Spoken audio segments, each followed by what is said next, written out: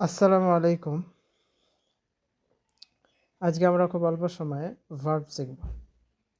Verb বা ক্রিয়াকে বিভিন্নভাবে সংজ্ঞায়িত করা যায়, তবে এই সংজ্ঞাটি অনেকটা সহজ এবং বোঝার জন্য বেশি সহায়ক। যে শব্দ দ্বারা দেহের কোনো অঙ্গের কাজ করা বোঝায় তাকে ভার্ব বা ক্রিয়া বলে।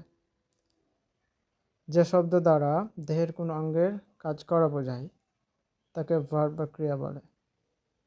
ফর এক্সাম্পল, মিজান বই পড়ে।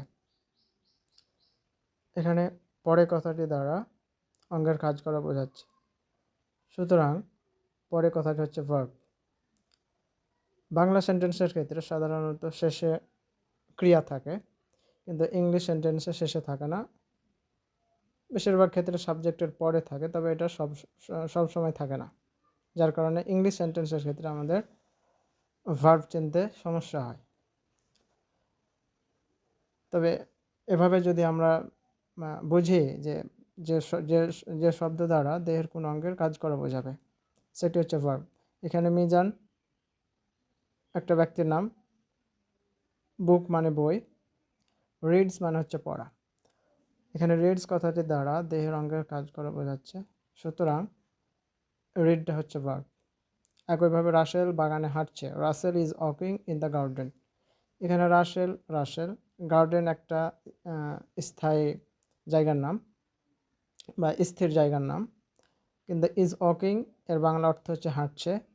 এই কথাটি দ্বারা অঙ্গের কাজ করা বোঝাচ্ছে। হাঁটতে গেলে অবশ্যই অঙ্গ কাজ করে, সুতরাং এই ইজ ওয়াকিং এই কথাটুকু হচ্ছে ভার্ব। একইভাবে বাংলার দিক দিয়ে যদি বিবেচনা করি, তাহলে বাগানের কথাটি অঙ্গের কাজের সাথে সম্পর্কিত না, কিন্তু হাঁটছে কথাটি অবশ্যই স্পষ্টভাবে অঙ্গের কাজ করার সাথে জড়িত, সুতরাং হাঁটছে কথাটি হচ্ছে একটা ভার্ব। একইভাবে খেলা, রাসেল মাঠে খেলছে। এখানে খেলছে কথাটি হচ্ছে verb. Russel is playing in the field. এখানে প্লেয়িং দ্বারা অঙ্গের কাজ বোঝাচ্ছে। প্লেয়িং মানে খেলছে, ইজ প্লেয়িং মানে খেলছে, সুতরাং ইজ প্লেয়িং হচ্ছে ভার্ব। একইভাবে আঁকতে গেলে অঙ্গ কাজ করে। বলা, লেখা, করা, চলা, আসা, এগুলো তো অঙ্গ কাজ করে। যাওয়াতে অঙ্গ কাজ করে, হওয়াতেও অঙ্গ কাজ করে, কিন্তু এটা কিছুটা পরোক্ষ। ফর এক্সাম্পল, কেউ যদি টিচার হতে চায় বা কেউ যদি একজন সেনাবাহিনী হতে চায়, তাহলে অবশ্যই তাকে কাজ করা লাগবে, যার কারণে হওয়াটা ভার্ব দ্বারা হয়। কিন্তু এই আঁকা, বলা, লেখা এগুলো বেশি স্পষ্ট ভার্ব। এগুলো সরাসরি বোঝা যায় যে অঙ্গ কাজ করছে। একইভাবে চিন্তা করাটাও ভার্ব, কারণ যখন মানুষ চিন্তা করে তখন ব্রেন কাজ করে। লাভটাও একটা ভার্ব, কারণ মানুষ যখন ভালোবাসে তখন তার হার্ট কাজ করে।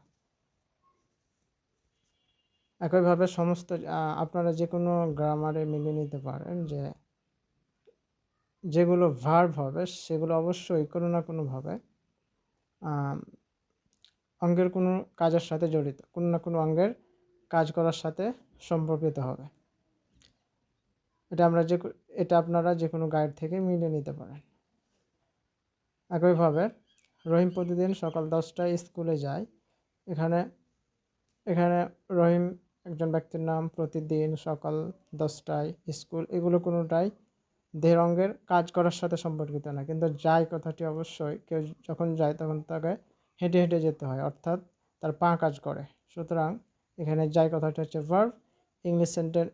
ইংলিশ অর্থ হচ্ছে গোজ। এখানে গোজটা হচ্ছে ভার্ব। তো আশা করি ভার্ব সম্বন্ধে ধারণা ক্লিয়ার হয়েছে।